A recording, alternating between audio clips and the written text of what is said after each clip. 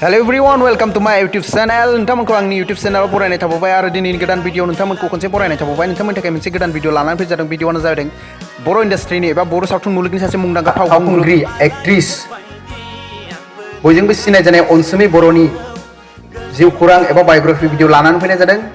थ' भिडिअखौ नोंथांमोनखौ जोबजासिम नायगोन होननानै आङो आसा खालामबाय। थ' गाइस भिडिअखौ जागायनायनि सिगां चेनेलखौ साबस्क्राइब खालाम आरो लोगोसे भिडिअखौ लाइक खालाम।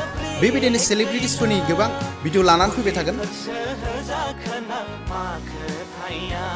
दाना फैदो बाहागिफोर बिथांनि आबुं मुंखौ मिथिना लानोसै। बिथांनि आबुं मुङानो जादों अनसुमै बर'। अनसुमैखौ अनसु होननानैबो मिथिनाय जायो। थ' फैदो बिथांनि जोनोम सानखौ मिथिना लानोसै। बिथांनि जोनोम साना जादों अनसुमैनि जोनोमा जादों 1998 मायथाइनि 2 जानुवारियाव। दाना फैदो अनसुमैनि हाइटनि सोमोन्दै मिथिना लानोसै। अनसुमैनि हाइटआनो जादों 5.4 फिट, वेटआ 55 केजि, बैसोआ 2020 मायथाइसिम 21 बोसोर बैसो जाबाय। दा अनसुमैनि हम टाउन एबा बहा थायो बेखौ जों मिथिना लानोसै। अनसुमैया बाक्सा डिस्ट्रिक्टनि गरेस्वर होननाय मोनसे फिसा टाउनाव थायो। अनसुमैनि रिलिजनआ जादों बाथौ। दाना फैदो जोङो अनसुमैनि प्रफेसनेल लाइफनि सोमोन्दै मिथिना लानोसै। अनसुमैया सासे एक्ट्रिस एबा एक्टर। ओमफ्राय दाना फैदो अनसुमैनि केरियारनि सोमोन्दै मिथिना लानोसै। अनसुमैया उन्दै समनिफ्रायनो मोसानाय आरो एक्टिंआव जोबोर आखा फाखामोन, लोगोसे आरो फरायनायावबो जोबोर आखा फाखामोन। दाना फैदो अनसुमैनि गिबिसिन बर' सावथुन मुलुगाव गिबिसिन बर' फिल्मानो जादों अम्बासि हरनि उनाव। दासिमहालागै अनसुमैनि गासै मुभिसआनो जादों एबा बर' फिल्मफोरानो जादों गासै 9टा जाबाय। बेनिफ्राय मिउजिक भिडिअ जादों गिबिसिन मिउजिक भिडिअआ आगै देलाय मांग्रि। बेयावबो गिबिसिन आगै देलाय मांग्रियाव अनसुमैया गिबिसिन मिउजिक भिडिअ खालामदोंमोन। दाहालागै गासै मिउजिक भिडिअआ अनसुमैनि मोननैनिबो बांसिन जाबाय।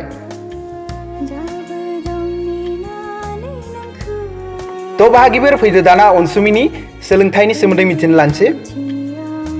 स्कुलिं खालामदों सानजाबुलारि सोलोंसालि स्कुलनिफ्राय। बेनिफ्राय कलेजखौ खालामदों गरेस्वर कलेज। 2018 मायथाइयाव ग्रेजुवेसनखौ खालामो। थ' बाहागिफोर अनसुमैनि सोलोंथाइया बेखिनियावनोसै।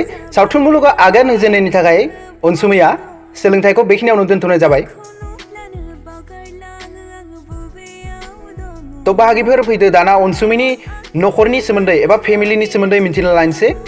अनसुमैनि फेमिलियाव गासै 2 सुबुं दङ। गावनि बिब'जों लोगोसे आरो गाव थायो। ओमफ्राय नोंथांमोना दा मिथिनो लुगैनो हागौ बिथाङा हाबा जादोंना जायाखै। अनसुमैया दासिम हाबा जायाखै, आनमेरिड। बेनि उनाव अनसुमैहा बयफ्रेन्ड दंना गैया बेखौ मिथिनो लानोसै। अनसुमैहा बयफ्रेन्ड दङ।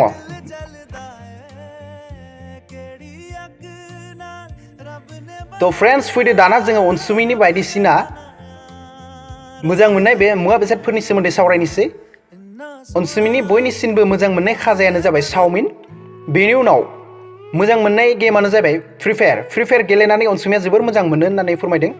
लोगोसे आरो अनसुमैनि बयनिख्रुइबो मोजां मोननाय 2020 मायथाइनि मुभिसआनो जादों बलिउडनि लाभ आजकल। आरोबाव बलिउड एक्टर टाइगार श्रफखौ अनसुमैया जोबोर मोजां मोनो होननानै फोरमायदों।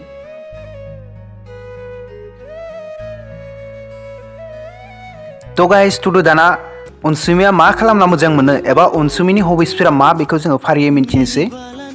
अनसुमैया सिंगिं, डान्सिं आरो एक्टिं खालामनानै मोजां मोनो। ओमफ्राय फारियै अनसुमैनि गासै मुभिसफोरनि मादाव रान्दिनि मोदै, गोथै सह, बिदाय बेफोरबायदि मुंदांखा बर' सावथुनाव अनसुमैया खामानि मावखांबाय।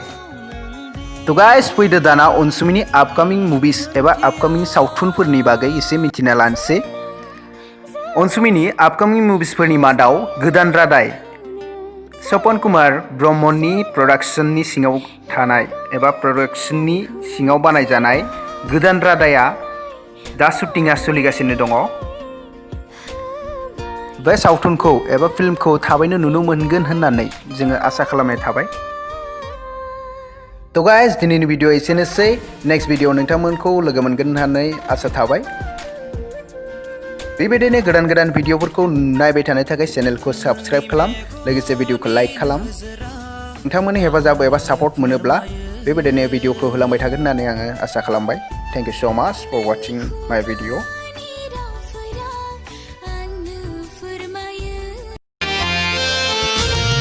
खान्थाल मादानि दखना गाननानै रेगे रेगांनि फास्रा लाना